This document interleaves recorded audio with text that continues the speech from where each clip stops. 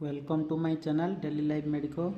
आज आम जानू आयरन सिरप विषय मो पाखे जोटा अच्छी देखिपे तार कंपोजिशन रोचे ferrous ammonium citrate, cyanocobalamin, folic acid, cupric sulphate, manganese sulphate syrup. मो पाखे सिरप्र ब्रांड नेम रोचे जेल ग्लोबिन जहाँकि आसमर गैलमेक कंपानी।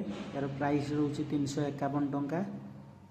एटा जेनेरिक रे जाउची, जेनेरिक कंपानी सिरपटा एटा केउ केस रे यूज करि परिबा। ए सिरपटा को हमें आयरन डेफिशिएंसी एनीमिया रे व्यवहार करि परिबा।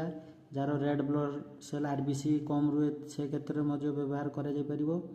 एथिरे रोची cyanocobalamin, cupric sulphate, manganese sulphate जहाँकि नर्व हेल्थ रे साहाय्य करे एवं बॉडी को एनर्जी दिए। जो मानकर हाथ गुड़ घोड़ाई राति अधिकांश स्त्री लोक मानकर देह हाथ गुड़ घोड़ाइबा, मुंड बुलेइबा, दुर्बल लगे, गुड़ तलीपाद कालुआ हवा साहाय्य करे। जेहेतु ए रोचे आमर सियानोकोबालामिन गुड़ हाथ घोड़ाइले भल काम दिए। यही कंपोजिशन रे अलग ब्रांड रे मध्य आपण व्यवहार करें।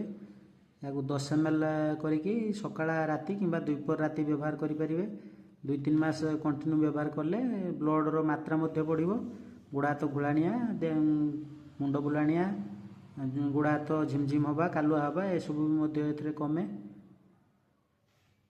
चैनल को टिके सब्सक्राइब करंतु। जो माने वीडियो देखुछन लाइक करंतु।